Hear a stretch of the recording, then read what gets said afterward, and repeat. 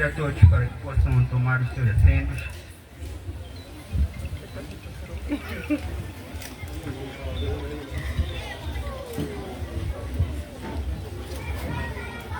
Talvez cada um de vocês esteja a se perguntar, geralmente numa festa de casamento espera-se outra coisa. Mas nós compreendemos através da palavra de Deus que tudo é para a honra e glória do próprio Deus. E nós cremos que este casamento não é sobre a vontade de homens, mas sim é sobre a vontade de Deus. E é necessário com que a honra e a glória ela possa voltar para o próprio Deus. Queridos, a palavra de Deus no livro de Romanos capítulo 1, no versículo 20 adiante, eu vou parafrasear aquilo que a palavra de Deus diz. Diz que a natureza por si só ela denuncia a existência de um Deus. A natureza denuncia a existência de um Deus. Denuncia a existência de um Deus poderoso. E a Bíblia mais adiante vai dizer que os seres humanos não terão nenhuma desculpa diante de Deus, porque a própria natureza denuncia a existência de Deus. A palavra de Deus vai dizer que a alegria nos céus quando um pecador se arrepende. Eu passei tempo e tempo procurando se a palavra de Deus ela diz que a alegria nos céus quando 12 indivíduos contraem matrimônio. Pois embora seja a manifestação da palavra de Deus sobre a nossa vida, mas a palavra de Deus diz que há alegria nos céus quando um pecador se arrepende.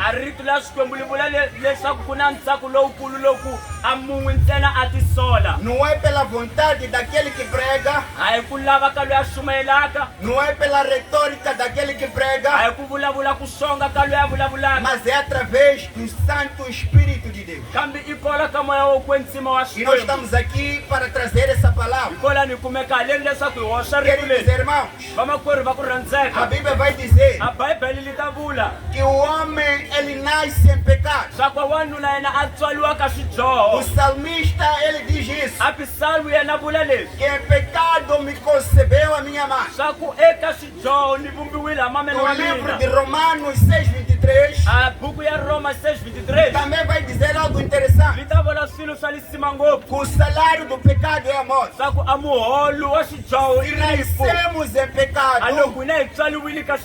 Se nascemos em pecado, e o salário do pecado é a morte, nós nascemos condenados à morte. Talvez alguém esteja a perguntar, como eu posso nascer em pecado? Eu quero te convidar ao princípio de todas as coisas. No livro de Gênesis, a Bíblia vai dizer que Deus criou todas as coisas, os céus e a terra, é a obra de Deus. Mais adiante, a palavra de Deus vai dizer que Deus fez o homem segundo a sua imagem e semelhança. Mas a Bíblia não termina por aí. A Bíblia vai dizer que o Senhor soprou o fôlego da vida no homem. Quero te chamar a atenção agora. A vida que você tem não lhe pertence. Porque antes antes de Deus soprar o fôlego da vida, o homem não tinha vida. Então a vida que você tem não lhe pertence. Mas o que mais me dói é ver homens e mulheres a viverem de qualquer maneira, a viverem ao seu belo prazer, visto que essa vida que eles têm não lhes pertence. A vida que você tem não lhe pertence. Ela pertence a Deus. E importa com que você, importa com que eu, possamos viver segundo a vontade de Deus. Há uma coisa que me ocorre na mente. Quando faz um aparelho eletrônico, o proprietário do aparelho eletrônico, ele traz consigo uma guia de instrução de como manusear aquele aparelho, qual é a utilidade daquele aparelho. Assim se assemelha ao homem. O homem tem um manual de instrução. E esse manual de instrução não é pedir ajuda aos nossos mais velhos. E esse nosso manual de instrução não é o psicólogo. O nosso manual de instrução é a palavra de Deus. É a palavra de Deus. Esse é o nosso manual de instrução. Mas o que acontece é que estamos a viver ao nosso belo prazer. Querido irmão, a Bíblia ela é clara que após a morte, o homem irá diante de Deus, irá responder diante de Deus acerca desta vida que Deus te concede. Você tem a oportunidade hoje de ouvir a mensagem de Deus, de entregar o seu coração a Deus, ou você ouvir a mensagem de Deus e ignorar. Estou certo que certas pessoas devem estar a dizer coisas, mas casamento não é para isso. Casamento é para tocar no estaval. Então uma coisa, este casamento é pela graça. Este casamento é para glorificar a Deus. Querendo ou não, nós iremos glorificar a Deus. Mais adiante, a Bíblia vai dizer que Deus disse a Adão. Adão é o primeiro homem que Deus criou. E como uma boa relação, Deus colocou limites.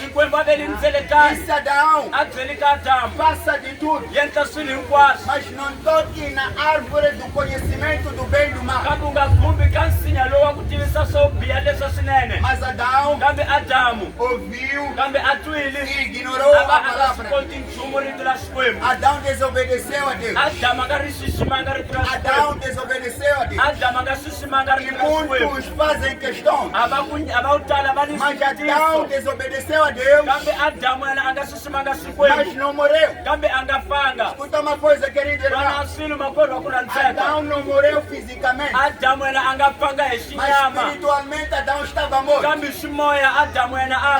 comia, Adão bebia, Adão fazia filhos, mas estava morto. E muitos de nós neste local vamos comer, vamos beber, vamos conversar, mas espiritualmente estamos mortos. Mas Deus, pelo seu amor, Ele nos chama a se voltar para Ele. Veja, a questão é: Como é que Adão pecou e nós estamos mortos? Certamente, e neste local, existem pais, existem mães. Na biologia, há uma área que se chama genética. Há uma máxima que diz: a informação genética dos filhos é igual à informação genética dos pais. Então você carrega a informação pecaminosa de Adão na sua veia. Está a correr uma informação genética pecaminosa. A informação genética Você é pecador. A Bíblia diz no livro de Romanos 3:23, todos pecaram, sem exceção. Todos pecaram e afastados estão da presença de Deus. Todos estão afastados da presença de Deus. Branco, negro, africano, asiático, todos pecaram contra Deus. Mas há como o homem voltar a nascer. Há como o homem voltar a ter vida. Jesus vai dizer: eu sou a ressurreição. Eu sou a ressurreição. Então, para você ter vida, você precisa aceitar a Jesus. Nessa tarde de casamento, eu estou a convidar a aceitar a Jesus.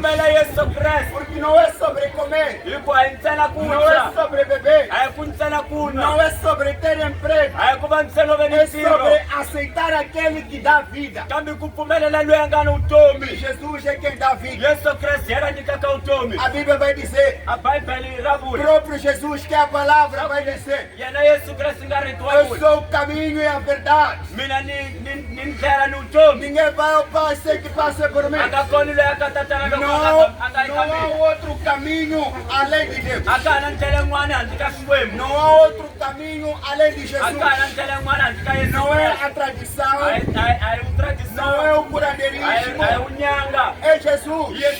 Não é o budaísmo. Eu não sei qual é a sua religião, mas estou aqui para te dizer que Jesus é quem dá vida. Jesus é quem dá vida. Aceita Jesus.